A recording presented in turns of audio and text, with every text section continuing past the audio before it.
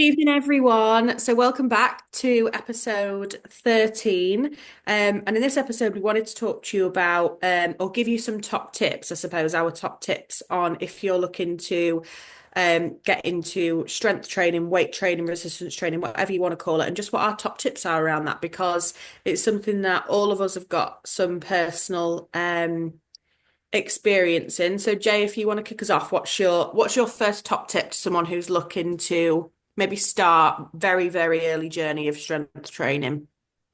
Yeah, so first one would be don't skip doing your warm up and stretches. They are super important.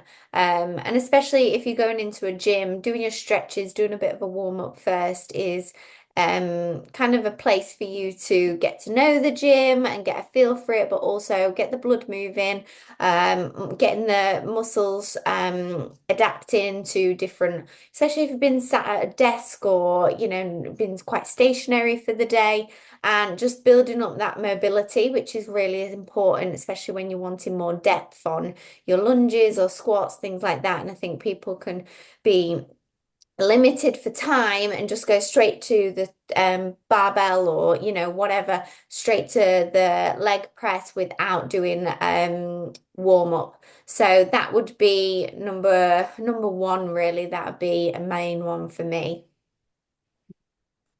Yeah. Yes. Um, I would go with practicing a little bit at home, like if you're not quite sure, um, you can either get some weights at home or you can just practice what the movement looks like at home. Do a little bit of research. There's so many videos out there now that will teach you the correct way to do it.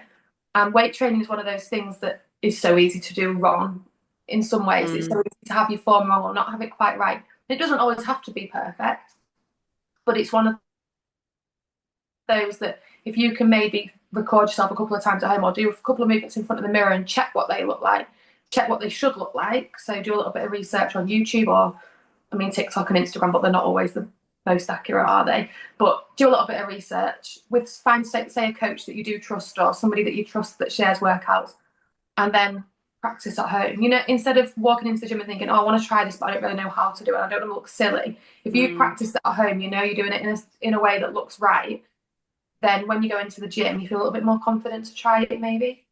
Yeah.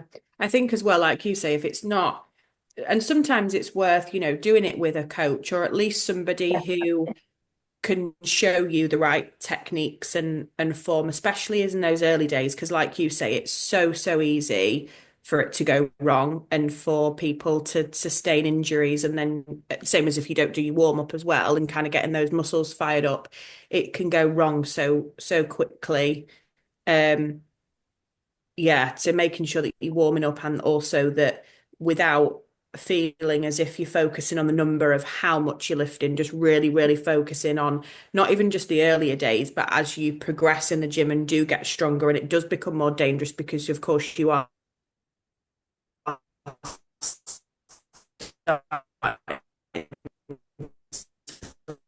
lift more. Someone you can send some videos to, or someone that you know who's maybe got a bit more experience than you. Because I mean, I can't help it now. If I ever go to the gym and someone's got bad form, I'm like, oh my God, they're going to hurt themselves. Like, I really need to just go over and say, maybe try it this way. I don't, because I don't interfere, but I feel like, yeah, you look out for it a lot more, I think.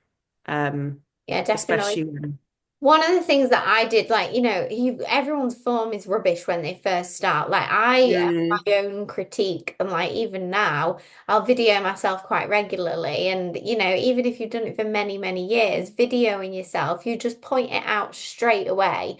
mm, Obviously, having mirrors, but sometimes if you're, a little bit concentrating on things, you can't always see it. But videoing yourself, and like you say, even if you just video your squat form at home or your lunges at home, um mm, and I definitely think that trainers, pick what trainers you go to the gym in, because if you're a runner and you're starting out strength-based training and then going in your like Asics, Hokas and or whatever, like that is not going to be great for you to do like strength-based training, because it's going to put your leg in like an uneven balance, a little bit wobbly, like you're on stilts. You're not going to be able to push as Mhm. hard away from the ground. So just thinking about like what footwear have I got on?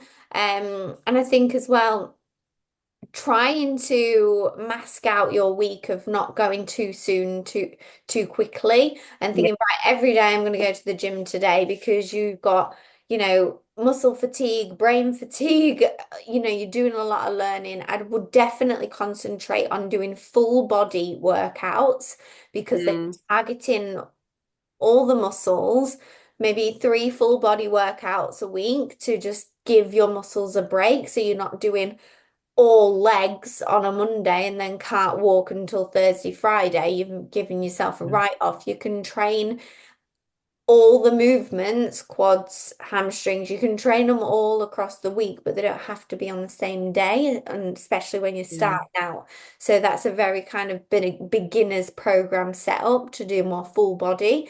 Then once you've done Yeah. it for a month or so, then go into more of your split sections when you've got a little bit more confidence. But the worst thing you want to do is just being like in pain and, can't sit down. Yeah, To be fair, I definitely. train full body now. Even like after years and years of being in the gym, I still train full body every session. And I Yeah. think that's one of the things as well, is not just listening to, like, accept that there's no sort of one way to do it. So one person will tell you, right, you need to do a leg day, you need to do a chest day, you need to do this. And one person will tell you, no, you shouldn't do that, you should do this. And there's no sort of, as much as we've said you can get it wrong with your form, there is also no wrong way to do it with programming and what you want to do. And there's something to be said for putting in the exercises that actually you just really enjoy. And as long as you're Yeah. targeting your main muscle groups, you're starting off steady and building up slowly so that you're not, like you said, running your body into the ground straight away. There is things that can go wrong, but there's also not much that can go wrong, if that makes sense. Yeah. Yeah. I think as well, it's especially when, well, not even just when you're starting out, but I suppose more so when you're starting out, it's just like really slowing down those reps as well and not powering through and really thinking to yourself like am I feeling this where I should be feeling it kind of thing. So like, if you're doing a squat, are you feeling it in your quads? If you're doing a Romanian deadlift, are you feeling it in your glutes and your hamstrings? So there is a bit of research, I suppose, to do on like, right, what muscles should I actually be training here? And I think that does help with form as well. Because if I know if I'm doing a deadlift or whatever, and I'm starting to feel it a lot more in my back than what I am in, sort of my hamstrings or quads or whatever, then I think, or maybe I'm starting to tire. What does my form look like? And I think that can give you some signals as well as to, okay, what else do I need to look at if I'm not feeling it in the areas that I should be? And sometimes it's just like very, very slight tweaks of movements that people need to make. Um, but yeah, And having some of the machines say on it as well. Like certain mm, machines have a body and highlighted the muscles that you work in. So then you're thinking, right, that's where I want to be feeling it. It'll yeah, have a picture of a body, and the chest press machine will have like highlighted around the chest muscles, so that sort of you're learning as you go. Right, there's nothing wrong with standing and looking at a machine and thinking, right, what setup do I need? What does it say I need yeah, to have it set up like, or where am I meant to be feeling this? And not every machine will have it, and free weights obviously aren't going to have it. But if you are starting off on a machine, then have a little look at it and read the instructions, and no mm, one's sort of question you for doing that. no. And Absolutely. I I think think, oh, sorry. sorry, I was just going to say, I think as well, like not almost not trying to be too creative, like keeping it really simple, focusing on, your key core movements, like you said, Sarah, with like those certain muscle groups, not standing on an abductor machine because you've seen someone do it backwards on Instagram or whatever. Like, just use it how it's meant to be used. Yeah. Yeah. Like, there's a reason it's meant to be used that way. I think I've told you this before, but I'll never forget. There was one of the gyms that I was in, and there was a girl doing RDLs, but she was stood on two dumbbells, and I was like, "What's wrong with the floor? You're going to break your ankle." Like, Yeah, if you're wanting to dangerous. be up a little bit higher, why don't you stand on a box or like something sturdier than like the actual Yeah. dumbbells, because that's where I suppose you can be more injury prone when you start doing these like wild and wacky movements. Absolutely. Hey, no wrong, no right. No, no, yeah, yeah. The Don't stand on dumbbells. yeah. The last thing that I would just mention is rest periods. So if you're doing more of a hit style strength-based training, with like, some kettlebells and things like that, your rest time might be a little bit shorter. So it might be like in, 20 seconds, something like that. Obviously, your exhaustion rate is going to be a little bit higher. If you are doing, let's say, shoulder press, and that's like a smaller targeted muscle, if the first two sets of 10 you do quite easily, and then you're only giving yourself like 40 seconds break, and the third set you only get up until like rep 6, it's because your exhaustion rate, so it's not that you're weak, it just means that you need a longer rest period.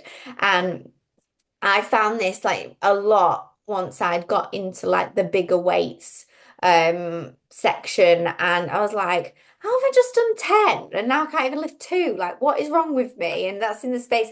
But then when you break it down, and it's not that you're out of breath, it's the fact that your muscles just need that recovery period just a little bit longer. And that's something just to be mindful of give yourself adequate amount of rest. 100%. Definitely. Perfect. Okay, well, I hope this helps, and we will catch you in the next one.